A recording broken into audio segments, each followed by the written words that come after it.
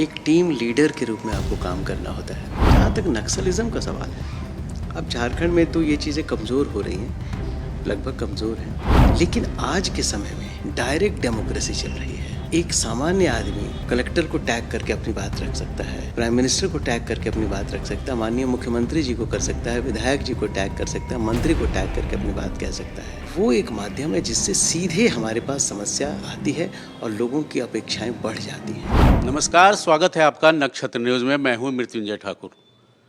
राज्य के कई जिलों में नए डीसी पदस्थापित किए गए हैं। उन्हीं में से एक है बोकारो, जहां अजय नाथ झा को बोकारो की जिम्मेवारी दी गई है। आज हम अजय नाथ झा जी हमारे साथ हैं, उनसे बात करेंगे बोकारो के लिए उनकी क्या प्रायोरिटीज़ हैं, क्या सोच रहे हैं वो बोकारो के बारे में। अजय जी, स्वागत है आपका नक्षत्र न्यूज़ में। धन्यवाद मृत्युंजय जी, बताएं।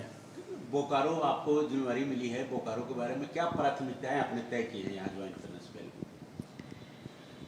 एक उपायुक्त की प्राथमिकता वही होती है जो राज्य सरकार की प्राथमिकताएं हैं। राज्य सरकार की जो योजनाएं हैं, जिसे धरातल पर उतारना है, आम आदमी तक पहुंचाना है और आम आदमी तक प्रभावकारी ढंग से उस योजना को कैसे पहुंचाया जाए, यही उपायुक्त की प्राथमिकता होती है। उपायुक्त के रूप में एक टीम लीडर के रूप में आपको काम करना होता है। बहुत सारे विभाग हैं, उन सब विभागों के बीच एक समन्वयन बनाना, उनके प्रोग्रेस को चेक करना, देखना, उनकी सारी योजनाएं जो विभाग से उनको दी गई हैं वो किस तरह से उनका ज़मीन पर उसको उतारा जा रहा है, कहीं दिक्कत तो नहीं है, इंटर डिपार्टमेंटल कोई कोऑर्डिनेशन में कठिनाई तो नहीं है, राज्य स्तर पर कोई इंटरवेंशन की आवश्यकता है तो वो क्या आवश्यकता है, कैसे एक प्रभावकारी ढंग से इसको कराया जा सकता है। न्यायपालिका के मामले हैं, न्यायपालिका से जुड़े हुए जो मामले हैं उनका कैसे निष्पादन होगा, उसका कैसे निष्पादन किया जाए, कार्यपालिका के उच्च स्तर के आदेश हैं उनका कैसे होगा, विधायिका जो हमारे प्रति अपेक्षा रखती है उनको कैसे हम पूरा करेंगे, वो किस तरह से हम काम करेंगे, यही सारी चीज़ें जिलों में होती है और यही काम करना है प्रभावकारी ढंग से। इसी को इम्प्लीमेंट करने की ज़रूरत है। एक सबसे महत्वपूर्ण होता है विधि व्यवस्था का संधारण।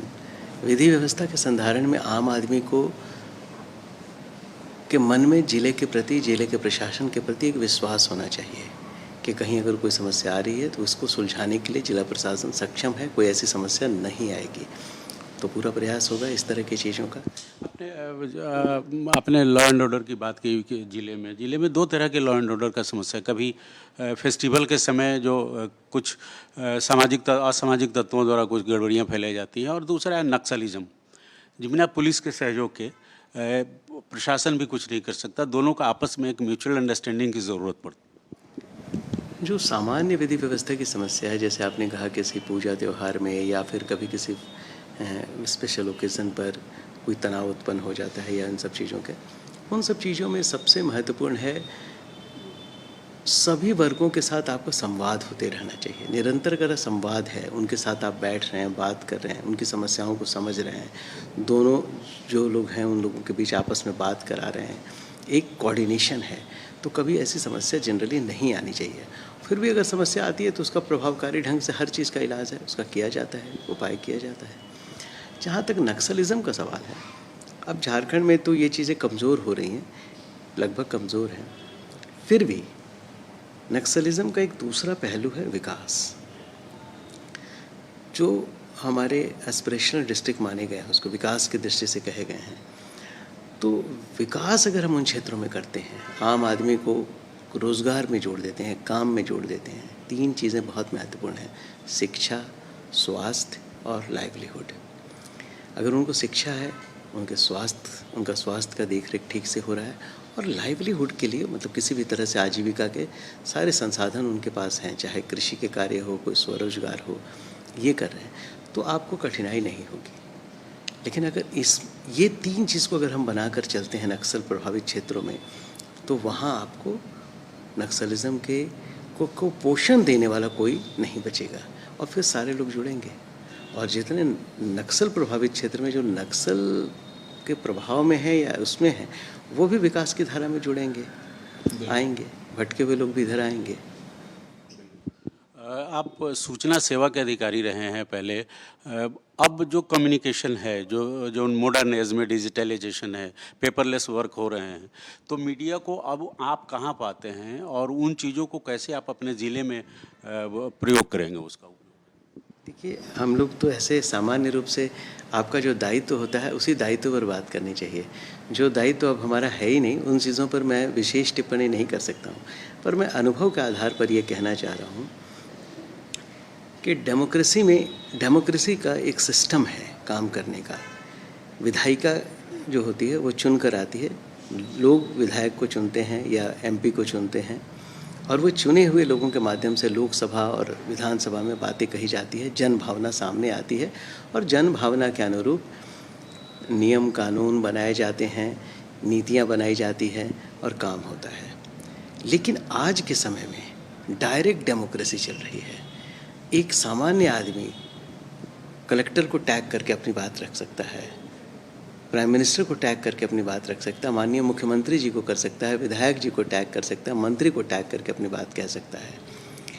वो एक माध्यम है जिससे सीधे हमारे पास समस्या आती है और लोगों की अपेक्षाएं बढ़ जाती हैं।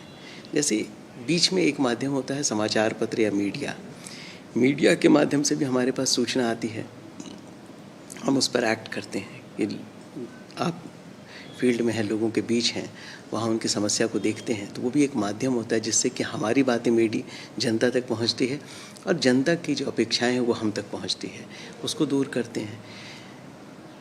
जनसंपर्क का काम ये है कि उनके बीच में स्थिर रहना, न सरकार की तरफ झुका रहना न जनता की तरफ, वो बीच में एक सेतु की तरह काम करता है, तटस्थ सेतु का काम करता है। इधर की चीज़ों को सरकार तक पहुंचा देना और सरकार की चीज़ों को वहाँ तक पहुँचा देना। ये पुल के काम से लोगों की अपेक्षाओं से सरकार अवगत होती है और सरकार की प्राथमिकताओं से, सरकार की योजनाओं से जनता अवगत होती है।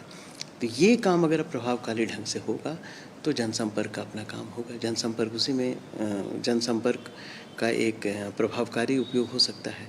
और आने वाले समय में जो डिजिटल उपयोग हो रहा है, जो पेपरलेस आप कह रहे हैं कि ये चीज़ें हो रही हैं, पर ये सब अपने अपनी जगह पर पेपर भी मौजूद रहेगा, डिजिटल फॉर्म भी मौजूद रहेगा, सभी कोएग्जिस्ट करेंगे क्योंकि सबका अलग अलग महत्व है। ये चीज़ें एकदम ख़त्म नहीं हो जाएंगी, समझ रहे हैं?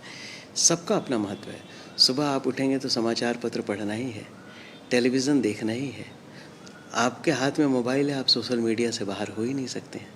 तो ये सारी चीज़ें आपके साथ साथ चलेंगी और इसी में हमको कोएग्जिस्ट करते हुए, इसमें हमको एडजस्ट करते हुए हमको सारी चीज़ें करनी होगी और अपनी प्राथमिकताओं के अनुसार काम करना होगा। तो ये थे बोकारो के नए नव पदस्थापित डीसी अजय नाथ झा जी।